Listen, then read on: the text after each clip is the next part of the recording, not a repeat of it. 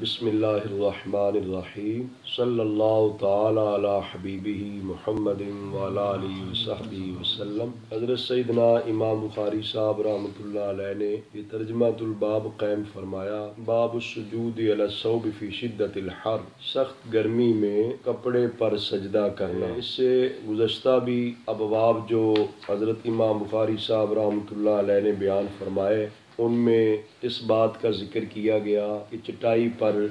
سجدہ کرنا، چٹائی پر نماز پڑھنا، الصلاۃ علی الحصیر کا باب بھی، الصلاۃ علی الخمرہ کا باب بھی۔ یہ زمین پر بھی سجدہ ہو سکتا ہے،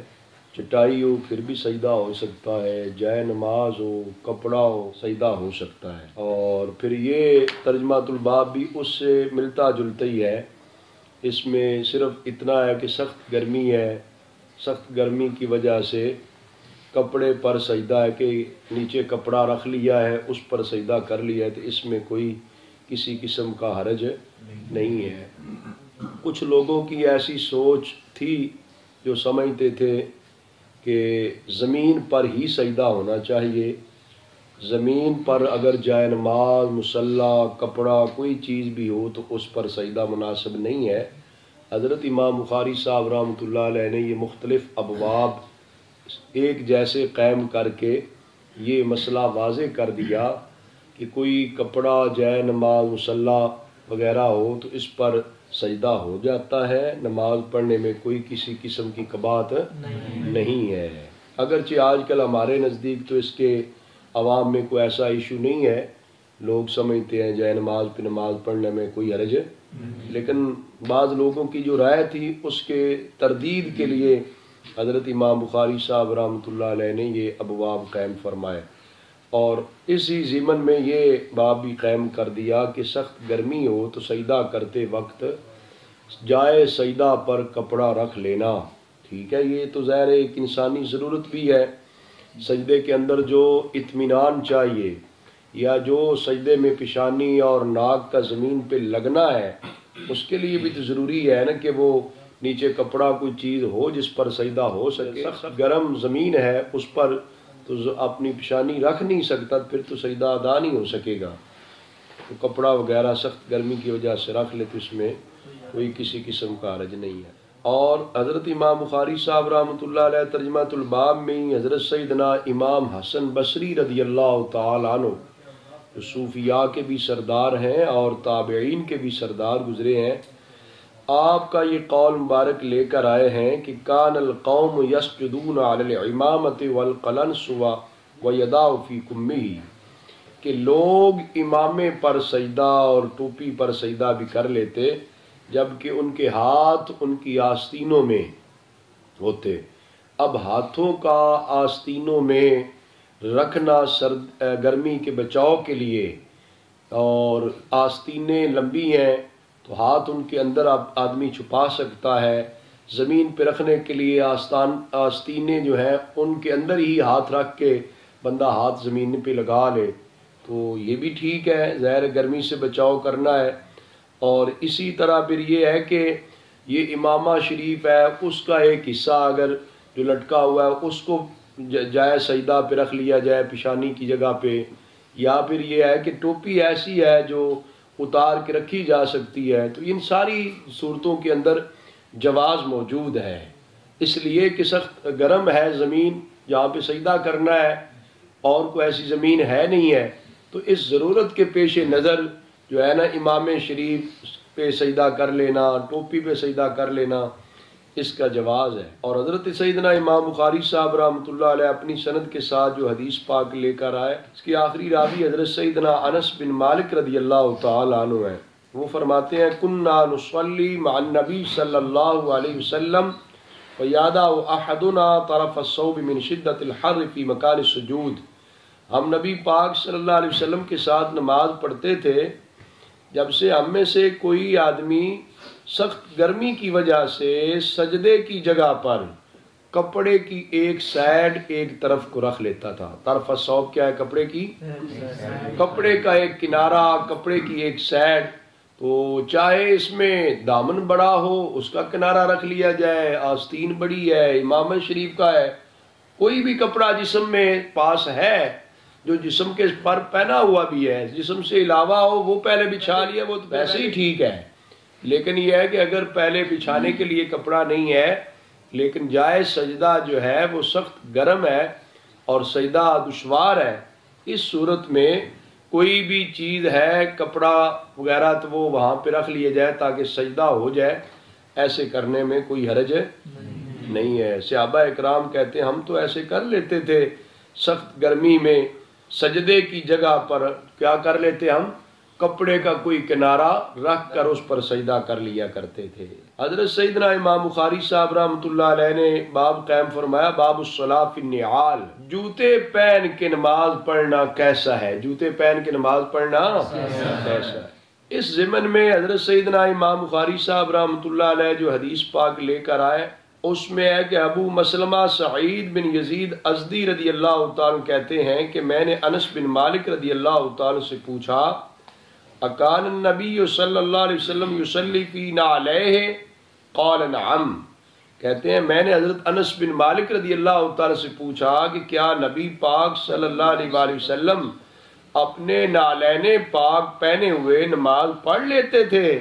انہوں نے جواب دیا نعم، ہاں پڑھ لیتے تھے۔ تو اس حدیث پاک سے یہ بھی ایک جواز کی صورت ہے کہ اگر جوتے نرم ہیں، صاف ہیں، بالکل پاک ہیں، کوئی نجاست وغیرہ ان کے ساتھ نہیں لگی ہوئی، تو بندہ اگر جوتے پہنے ہی نماز پڑھ لیتا ہے جس میں پاؤں بھی مڑ جاتا ہے اور انگلیاں وغیرہ بھی اس طرح زمین پر جس طرح لگنی چاہیے وہ لگ جاتی ہیں، کوئی نجاست بھی نہ لگی ہو، تو شرعی طور پہ جواز تو موجود ہے، تاہم بہتر نہیں ہے، تاہم بہتر ہے نبی کریم صلی اللہ علیہ وسلم کا پڑھنا بھی جواز کے لیے، اور خاص طور پہ حضور علیہ الصلوۃ والسلام کا عمل مبارک پر آپ کی نعلین پاک کا معاملہ ہی مختلف ہے۔ باقی ہمارے لیے اس کے اندر یہ ہے کیونکہ ہمارے عرف کے اندر، ہمارے رواج کے اندر جوتی جو ہے، جوتے جو ہوتے ہیں وہ کوئی مطلب ہے عزت اور احترام کے لیے نہیں بولے جاتے، جوتے کا لفظ جو ہے وہ ایک تحقیر اور حقارت کے لیے ہے، تو وقت نماز جو ہے اس کا جدا رکھنا اپنے سے یہ ادب کا تقاضا ہے جو ہمارے ذہنوں کے اندر، ہمارے رسم و رواج کے اندر، عرف کے اندر ادب احترام پایا جاتا ہے، اس کے تقاضے کے پیش نظر جوتے اتار کے ہی نماز پڑھنی چاہیے۔ تاہم جو ہے اگر کوئی آدمی نماز پڑھ لیتا ہے اس کے جوتے کے ساتھ بالکل کوئی نجاست نہیں لگی ہوئی اور باقی سجدہ وغیرہ کرنے میں جو پاؤں وغیرہ کا لگنا ہے وہ سارا کچھ ٹھیک ہے، تو شرعی طور پہ ہم کہیں گے کہ نماز تو ہو گئی ہے، یہ نہیں کہا جائے گا کہ نماز ہی نہیں ہوئی۔ سمجھ آ رہی ہے؟ یعنی ایک جواز کی حد تک چیزیں اور ہوتی ہیں، بہتر اور ہوتا ہے، افضل اور ہوتا ہے، لیکن نفس جواز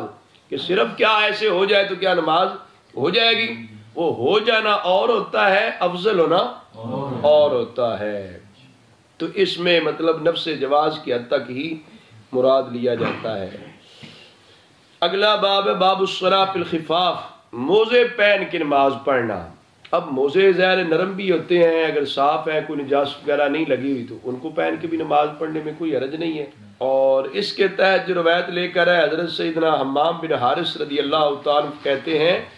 رأیت جریر بن عبد اللہ بالا ثم توضا ومسح علی خفیہ ثم قام فصلی، کہ میں نے دیکھا حضرت سیدنا جریر بن عبداللہ رضی اللہ تعالیٰ عنہ کو انہوں نے بول کیا، پیشاب کیا، پھر وضو کیا اور موضع پر مسح کیا، موضع پر مسح کیا۔ اس کا پورا باب الگ حدیث کی کتاب میں بھی، فقہ کی کتابوں میں بھی موجود ہے، موضوع پر مسح کرنے کے اپنے شرائط، احکام اور مسائل موجود ہیں، اور جو ہے موضع پر مسح کرنا جائز ہے، موضع پر مسح کرنا جائز ہے۔ مقیم آدمی جو ہے وہ طہارت کر کے، پاؤں دھو کے، وضو کر کے وہ موزے پہن لے تو ایک دن رات تک جب بھی اس کو دوبارہ وضو کرنے کی ضرورت ہوگی باقی اعضائے وضو کو دھو لے، پاؤں کو دھونے کی بجائے کیا کر لے گا، موضوع پر مسح کر لے گا۔ اگر مسافر ہے تو اس کے لیے 3 دن رات تک یہ اجازت ہے کہ وہ موزے نہ اتارے، باقی اعضائے وضو کو دھو لے، پاؤں کو دھونے کی بجائے موزے پر مسح کر لے۔ المسح علی الخفین کو حضرت سیدنا امام اعظم ابو حنیفہ رضی اللہ تعالیٰ عنہ نے اہل سنت و جماعت کی نشانی قرار دیا تھا. چونکہ بعض لوگوں نے انکار کر دیا کہ موضع پر مسح نہیں ہے، تو اس وقت مطلب ہے ضرورت اس بات کی تھی، تو اس ٹائم کہا گیا تفضیل الشیخین وحب الختنین والمسح علی الخفین، شیخین کریمین کو افضل جاننا اور حضور علیہ السلام کے جو داماد ہیں حضرت سیدنا مولا علی پاک رضی اللہ تعالیٰ عنہ اور حضرت سیدنا عثمانی غنی رضی اللہ تعالیٰ، ان دونوں سے محبت اور پیار رکھنا اور پھر موضوع پر مسح کرنا، یہ اہل سنت و جماعت کی علامات میں سے ہے. تو یہ اس وقت کی ضرورت تھی، آج تو اس طرح کی ضرورت نہیں ہے. موضع پر مسح کی بات سمجھ آ رہی ہے، لیکن جب انکار ہوتا ہے تو اس وقت پھر کچھ چیزیں اضافی تاکید کے لیے کی جاتی ہیں. بہرحال یہ جو بخاری شریف کی آپ حدیث پاک پڑھ رہے ہیں، حضرت جریر بن عبداللہ رضی اللہ تعالیٰ عنہ والی، انہوں نے وضو کیا اور موضع پر مسح کیا، مسح علی خفیہ ثم قام فصلی، پھر کھڑے ہو کے نماز، پھر کھڑے ہو کے فسئل، ان سے یہ مسئلہ پوچھا گیا، صحابی رسول سے حضرت جریر بن عبداللہ رضی اللہ تعالیٰ سے مسئلہ پوچھا گیا، حضرت جی یہ کیا موضع پر مسح کیا جا سکتا ہے؟ آپ نے اس میں حدیث پاک سنائی، سبحان اللہ. فقال، آپ نے فرمایا رأیت النبی صلی اللہ علیہ وسلم صنع مثل ھذا، میں نے تو نبی پاک صلی اللہ علیہ وآلہ وسلم کو اس کی مثل ہی کرتے دیکھا ہے. میں نے نبی پاک صلی اللہ علیہ وسلم کو ہاں، یہ ہے کہ ہمیں بھی چاہیے کہ بات کریں تو دلیل کے ساتھ کریں، قرآن کی آیت سے حوالہ دیں، نبی پاک صلی اللہ علیہ وسلم کے عمل مبارک کا حوالہ دیں، حضور علیہ السلام کے فرمان کا حوالہ دیں. یعنی صحابہ اکرام بھی جب سوال کیا جاتا تو سوال کے جواب میں دلیل پیش کرتے. حضرت جریر بن عبداللہ رضی اللہ تعالیٰ کا، میں نے تو حضور علیہ السلام کو موضع پر مسح کرتے خود دیکھا ہے. تو یہ حضرت ابراہیم رضی اللہ تعالیٰ کا فرماتے ہیں فَكَانَ يُعْجِبُهُمْ لِأَنَّ جَرِيرًا كَانَ مِنْ آخِرِ مَنْ أَسْلَمَ، کہ لوگوں کو یہ بات بڑی اچھی لگتی تھی، علماء کرام کو یہ دلیل بڑی اچھی لگتی تھی حضرت جریر والی. کیوں؟ اس لیے یہ آخر میں مسلمان ہونے والے تھے، جو آخر میں مسلمان ہوئے ہیں نا، ان میں حضرت جریر رضی اللہ تعالیٰ عنہ تھے. تو وہ کہتے ہیں میں نے حضور کو مسح کرتے دیکھا ہے. اور کچھ لوگوں نے یہ کہہ دیا کہ جب آیت وضو نازل نہیں ہوئی تھی، آیت وضو کے اندر کیا ہے؟ پاؤں کا دھونا ہے نہیں ہے؟ پاؤں کا دھونا ہے نا. کچھ اہل علم نے یہ کہہ دیا جنہوں نے موضع پر مسح کا انکار کیا، انہوں نے کہا جب تک وضو والی آیت نازل نہیں ہوئی تھی اس وقت تک موضع پر مسح تھا. جب وضو کے آیت نازل ہو گئی ہے اس میں پاؤں کے دھونے کا حکم آ گیا، لہذا وہ موضع پر مسح والی بات کیا ہو گئی ہے؟ منسوخ ہو گئی ہے. یہ لوگ کہتے تھے جو انکار کرتے تھے موضع پر مسح کا، وہ کہتے جی آیت وضو سے منسوخ ہو گیا یہ معاملہ موضع پر مسح کا، یہ پہلے ہوتا تھا بعد میں نہیں ہے. تو یہ علماء کرام کو جریر والی حدیث، حضرت جریر رضی اللہ تعالیٰ کی حدیث پاک جو ہے اور ان کا عمل بڑا اچھا لگتا ہے، اس لیے کہ یہ تو آیت وضو نازل ہونے کے بعد مسلمان ہوئے ہیں. جب مسلمان ہی آیت وضو کے نازل ہونے کے بعد ہوئے ہیں تو انہوں نے حضور کو کیا ہے موضع پر مسح کرتے دیکھا ہوا ہے، خود کر رہے ہیں. تو اس سے پتہ چلتا ہے کہ جن لوگوں نے موضع پر مسح پر انکار کرنے کے لیے یہ بہانہ کیا تھا کہ یہ آیت وضو سے منسوخ ہو گیا ہے موضع پر مسح، ان کی بات ٹھیک نہیں ہے، ان کی بات اس لیے کہ حضرت جریر صاحب تو مسلمان ہی آخر میں ہوئے ہیں. سمجھ آ رہی ہے؟ آیت وضو تو پہلے نازل ہو چکی تھی، اگر اس سے منسوخ ہو چکا ہوتا تو انہوں نے حضور کو موضع پر مسح کرتے دیکھنا کیسے تھا. ان کا حضور علیہ السلام کو موضع پر مسح کرتے دیکھنا اور ان کا آخر میں مسلمان ہونا، پھر حضور کو دیکھنا، پھر خود عمل کرنا، اس بات کی دلیل ہے کہ آیت وضو سے موضع پر مسح منسوخ نہیں ہوا. تو یہ علماء کرام کو حضرت جریر بن عبداللہ رضی اللہ تعالیٰ عنہ کا عمل جو ہے یہ روایت بڑی اچھی لگتی تھی علماء کو. کہتے دیکھو اس سے بڑی دلیل اور کیا ہو سکتی ہے، یہ تو مسلمان ہی آخر میں ہوئے ہیں، لہذا منسوخ ہونے والی بات غلط ہے، موضع پر مسح بدستور جائز ہے، موضع پر مسح کیا جاتا ہے اور کیا جائے گا۔ اسی باب کے تحت دوسری جو روایت لے کر ہے وہ حضرت مغیرہ بن شعبہ رضی اللہ تعالیٰ عنہ کی ہے۔ وہ فرماتے ہیں میں نے نبی پاک صلی اللہ علیہ وآلہ وسلم کو وضو کروایا، فمسح علی خفیہ وصلی، حضور علیہ السلام نے موضوع پہ مسح کیا اور نماز پڑھائی۔ سمجھ آئیے؟ فمسح علی خفیہ، اور نبی پاک صلی اللہ علیہ وسلم نے موضع پر مسح کیا ہے، وصلی، اور نماز پڑھی۔ حضرت مغیرہ بن شعبہ رضی اللہ، گویا کہ امام بخاری صاحب رحمۃ اللہ علیہ نے اس باب کے تحت جو دو احادیث مبارکہ لے کر آئے، دو صحابہ کرام رضوان اللہ علیہ مجمعین سے علیحدہ علیحدہ یہ روایت ہے، دونوں حضور علیہ السلام کے موضع پر مسح کے بیان کر رہے ہیں، دیکھ رہے ہیں کہ ہم نے دیکھا اور بیان کیا ہے۔ اگلا باب ہے باب اذا لم یتم السجود، باب اس بارے میں جو سجدہ تام نہ کرے، جو سجدہ، ہاں یہ یاد رکھیں کہ فقہ حنفی میں ارکان کی تعدیل واجب ہے، تعدیل ارکان، ارکان کو ٹھیک ادا کرنا واجب ہے، اگر ان کی ادائیگی میں کوتاہی برتی جائے تو نماز نہیں ہوتی۔ تعدیل ارکان واجب ہے ہمارے نزدیک، تو سجدہ ہے وہ بھی پورا کیا جائے، رکوع ہے وہ بھی قیام ہے تو وہ بھی پورا کیا جائے۔ یہ نہیں ہے کہ مطلب ہے کہ وہ رکوع سے اٹھا ہے پورا قیام ہوا ہی نہیں ہے پھر سجدے کی طرف چلا گیا، سجدہ پورا نہیں ہوا تو اٹھ گیا، ایسے نہ ہو، سجدہ بھی تام، رکوع بھی تام اور قیام بھی ان کے اندر جو پڑھنا ہے وہ اگر مسنون ہے کوئی چیز تو وہ اور چیز ہے، وہ اور معاملہ ہے، لیکن جہاں تک کام کے کرنے کا ہے، ایک فعل کی ادائیگی ہے، وہ پوری ہونی چاہیے۔ اس باب کے تحت حدیث پاک لے کر ہے حضرت سیدنا حذیفہ بن یمان رضی اللہ تعالی عنہ سے، انہ رأى رجلا لا يتم رکوعہ ولا سجودہ، صحابی رسول حضرت سیدنا حذیفہ بن یمان رضی اللہ تعالی ایک شخص کو دیکھا جو رکوع سجود پورا نہیں کرتا تھا، رکوع سجود پورا نہیں کرتا تھا۔ فلما قضا صلاۃ، جب نماز اس نے پوری کر لی، مکمل کر لی، قال له حذیفہ، حضرت حذیفہ رضی اللہ تعالی فرمایا ما صلیت، تو نے نماز کوئی نہیں پڑھی؟ نماز پڑھی اس شخص نے، نماز جب مکمل کی، صحابی رسول حضرت حذیفہ بن یمان رضی اللہ عنہ فرمایا کہ تو نے نماز نہیں پڑھی۔ پتہ چلا کہ جو نماز کے ارکان ٹھیک ادا نہ کرے وہ اگرچہ نماز مکمل بھی کر لے اس کی نماز نہیں ہوگی۔ اور اس سے یہ بھی پتہ چلتا ہے کہ پھر علماء کرام جو کبھی بات کہہ دیتے ہیں یا حکماً کوئی سختی بھی یا کوئی ایسی بات کر دیتے ہیں وہ محسوس بھی نہیں کرنا چاہیے۔ تو حضرت حذیفہ رضی اللہ عنہ فرمایا تو نے نماز کو نہیں پڑھی، ساتھ یہ بھی فرما دیا، راوی کہتے ہیں میرا تو یہ، اب حضرت ابو وائل صاحب راوی ہے نا جو حضرت حذیفہ سے لے رہے ہیں، وہ کہتے ہیں میرا خیال تو یہ بھی ہے کہ حضرت حذیفہ صاحب نے یہ بھی اس کو فرمایا تھا لو متا علی غیر سنت محمد صلی اللہ علیہ وآلہ وسلم، اگر تو اسی طرح ہی مر گیا نا، اسی طرح ہی بغیر سجدہ مکمل کیے، بغیر رکوع ٹھیک کیے،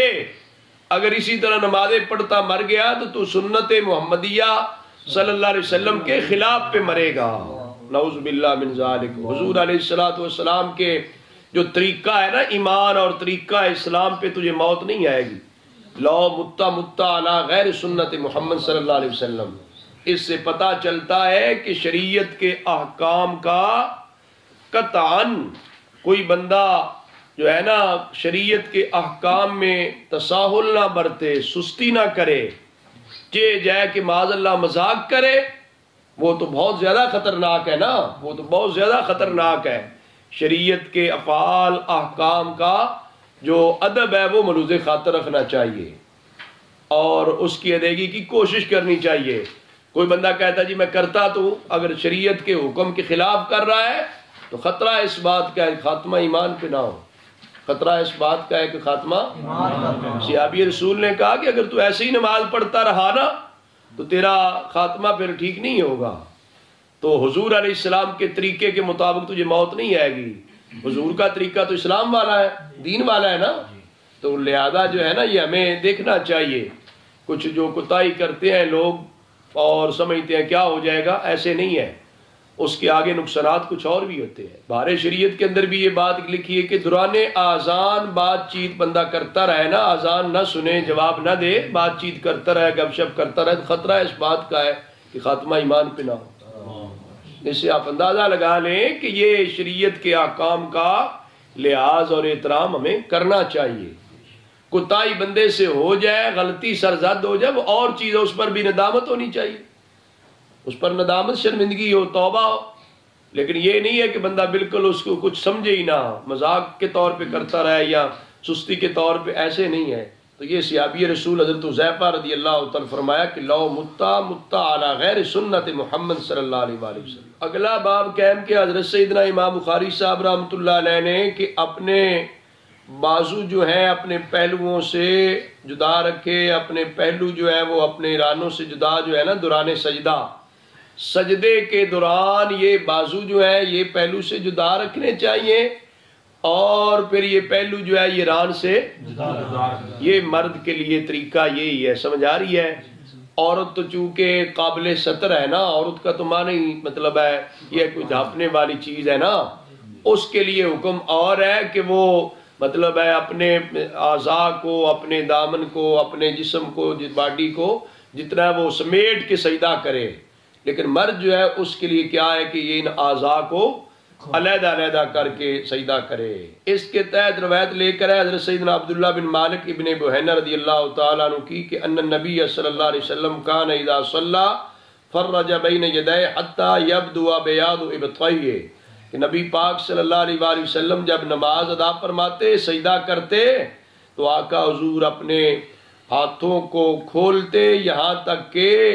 آقا حضور علیہ السلام کی بغلوں کی سفیدی چمک رہی ہوتی۔ سمجھ آ رہی ہے؟ یعنی بازوؤں کو جسم سے جدا رکھنا ہے، تب بھی پھر وہ بغل کی سفیدی نظر آنی ہے نا، تو یہ آقا حضور علیہ السلام اس طرح سجدہ کرتے تھے۔ حضرت سیدنا امام بخاری صاحب رحمۃ اللہ علیہ نے اگلا باب قائم فرمایا، باب فضل استقبال القبلہ یستقبل باطراف رجلیہ القبلہ، کہ قبلہ شریف کی طرف جو استقبال ہے نا نماز کے دوران، تمام اعضاء جو ہے نا ان کو قبلہ شریف کی سمت میں، قبلہ شریف کی طرف میں رکھنا چاہیے۔ سمجھ آ رہی ہے؟ اور یہاں پر یہ بھی ذکر ہے کہ اپنے پاؤں کی جو اطراف ہیں، پاؤں کی جو اطراف ہیں وہ بھی قبلہ کی جانب ہو، وہ بھی قبلہ کی جانب ہو۔ یعنی دوران سجدہ اپنے پاؤں کی جو انگلیاں ہیں وہ اس طرح زمین پہ گاڑی جائیں کہ سجدے کی حالت میں ان کا رخ بھی قبلہ کی جانب ہی، ان کا رخ بھی قبلہ کی جانب ہو، ہر چیز کا رخ قبلہ کی جانب ہو۔ اس پر حضرت سیدنا ابو حمید رضی اللہ تعالیٰ عنہ کی وہ روایت لے کر آئے جو پیچھے ذکر ہو چکی ہے، اور دوسری روایت جو لے کر آئے اس کے راوی حضرت سیدنا انس بن مالک رضی اللہ تعالیٰ عنہ ہے۔ وہ فرماتے ہیں رسول اللہ صلی اللہ علیہ وسلم نے فرمایا، من صلی صلاتنا واستقبل قبلتنا واکل ذبیحتنا فذلک المسلم الذی له ذمۃ اللہ وذمۃ رسول اللہ فلا تخفر اللہ فی ذمتہ۔ فرمایا رسول اللہ صلی اللہ علیہ وسلم نے، جس نے ہماری نماز کی طرح نماز پڑھی، ہماری نماز کی طرح، اور ہمارے قبلے کا استقبال کیا، ہمارے قبلے کا استقبال کیا، اور ہمارا ذبیحہ کھایا، وہ ہمارے ذبیحے کی طرح ذبیحہ، نماز کی طرح نماز، قبلہ وہی قبلہ جو ہمارا قبلہ، یعنی ظاہری طور پر جو ظاہری امور ہیں جس شخص نے مسلمانوں کی طرح بجا لائے وہ اس کو مسلمان کہیں گے، اس کو مسلمان ہے۔ باطنی معاملات تو نہیں نہ جانتا ہر کوئی، سمجھ آ رہی ہے؟ جو شریعت کا حکم ہے وہ ظاہر پر ہوتا ہے، شریعت کا حکم ظاہر پر ہوتا ہے، تو شریعت کا حکم ظاہر پر ہے۔ اس کے یہ بات جو ہے اسی حدیث پاک سے مل رہی ہے جو یہ ابھی ہم بخاری شریف کی حدیث پاک پڑھ رہے ہیں کہ لوگوں کے معاملات جو ہیں ظاہر پر ہیں، باطن پر نہیں ہے۔ شارحین حدیث نے بھی عینی، کرمانی، خیر جاری نے یہی لکھا ہے کہ ان امور الناس لا محمولات علی الظاہر دون باطنها فمن اظہر شعائر الدین اجریت اجریت علی احکام اہلہ ما لم یظہر منہ خلاف ذلک، کہ لوگوں کے جو معاملات ہیں وہ ظاہر پر معمول کریں گے، باطن کے ہم تو نہیں جانتے، سمجھ آ رہی ہے؟ اگر ظاہری طور پہ وہ اسلام کے احکام کو فالو کر رہے ہیں تو ان کو مسلمان ہی سمجھا جائے گا۔ تو فرمایا یہ مسلمان ہوگا جس کا اللہ اور اللہ کے رسول صلی اللہ علیہ وسلم کے ذمے میں آ گیا ہے۔ یہ شخص کیا آ گیا بھائی؟ مسلمان ہو گیا، مسلمانوں کے سارے احکام اس پہ لاگو ہوں گے، جان مال عزت و آبرو کا تحفظ ہے، سمجھ آ رہی ہے؟ ہاں، فرمایا فلا تغفر اللہ فی ذمت، اللہ نے اس کو امان دے دی ہے۔ مسلمان جب ہو گیا اور یہ مسلمان ہو گیا تو اس پہ احکام آپ لوگ بھی کیا جاری کرو؟ مسلمانوں والے احکام جاری کرو۔ اس کو پھر قتل نہیں کیا جائے گا، اس کو مسلمان سمجھو، وہ مسلمان ہو گیا تو اس پر احکام بھی مسلمان والے لاگو کیے جائیں۔ اچھا، اسی باب کی دوسری حدیث پاک جو ہے اس کے راوی بھی حضرت انس بن مالک رضی اللہ تعالی عنہ ہے۔ وہ فرماتے ہیں رسول اللہ صلی اللہ علیہ وسلم نے ارشاد فرمایا امرت ان اقاتل الناس حتی یقولوا لا الہ الا اللہ، مجھے حکم دیا گیا کہ میں لوگوں سے قتال کروں جب تک وہ کلمہ لا الہ الا اللہ محمد رسول اللہ نہیں پڑھ لیتے۔ تو جب پڑھ لیں فَإِذَا قَالُوهَا، جب وہ کلمہ شریف پڑھ لیں اور نماز ہماری نماز کی طرح ہمارے قبلے کی طرف رخ کر لیں، ہمارا ذبیحہ کی طرح ذبیحہ، حضور نے فرمایا فقد حرمت علینا دماؤہم واموالہم الا بحقہا، پھر ان کی جان اور مال ہم پر حرام ہو گئی ہے، ان کی جان اور مال ان کا ہم پر حرام ہو گئی ہے، الا بحقہا، سوا اس کے کہ اگر ان کی جان لینا پڑے حق کے طور پر لیں گے، بغیر حق کے نہ حق طور پہ ان کی جان کو ہم نہیں نقصان پہنچا سکتے۔ اگر ہاں وہ مسلمان ہونے کے بعد کسی کو معاذ اللہ وہ ظلمن قتل کر دیتا ہے، قاتل بنتا ہے، تو قاتل کی قصاص ہے نا، پھر اس کی جان لی جائے گی، پھر اس کی جان، وہ تو جان کے بدلے جان ہے نا، قصاص کے طور پہ اس کی جان لی جائے گی۔ ویسے مسلمان ہونے پر اس کی جان اور اس کا مال جو ہے محفوظ ہو گیا۔ اگر کسی کا مال وہ چرا لیتا ہے، معاذ اللہ کسی کا مال لوٹ لیتا، تو کیا لیا جائے گا؟ نہیں لیا جائے گا، وہ تو لیا جائے گا نا، وہ تو حق ہے نا لینا، نہ حق طور پہ اس کی جان اور مال نہیں لی جائے گی۔ وَحِسَابُهُمْ عَلَى اللَّهِ، اور ان کا حساب کیا ہے؟ اللہ تبارک و تعالیٰ پر ہے۔ یعنی ظاہری طور پر اگر مسلمان ہیں، پھر بھی اگر کوئی ایسا معاملہ ہے جو باطن کا معاملہ مختلف ہے، تو یہ معاملہ کس کے سپرد ہے؟ یہ اللہ تعالیٰ کے سپرد ہے، یہ بندوں کے لیے نہیں ہے۔ اور اس میں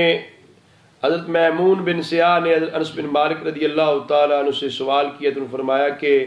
اے ابو حمزہ، یہ کنیت ہے نا حضرت انس رضی اللہ تعالیٰ عنہ، اے ابو حمزہ صاحب،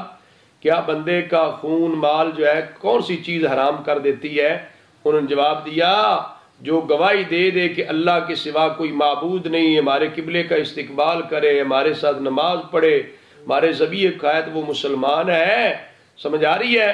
ہاں، لہو مال المسلم، اس کے لیے وہ کچھ ہے جو مسلمان کے لیے، اس کے لیے وہ کچھ ہے جو مسلمان کے لیے، وعلی مال المسلم، اور اس پر وہ لازم آئے گا جو مسلمان پر لازم آئے گا۔ تو پتہ چلا جو استقبال قبلہ کی اپنی عظمت اور اہمیت ہے۔ استقبال قبلہ سے مطلب ہے پتہ چلتا ہے کہ یہ مسلمان ہے اور مسلمانوں والے احکام جو ہے اس پر لاگو ہوتے ہیں۔ تو یہ دعا ہے کہ اللہ تبارک و تعالی مجھے اور آپ سب کو نبی پاک صلی اللہ علیہ وسلم کے فرمان بارک کو سمجھنے کی توفیق عطا فرمائے۔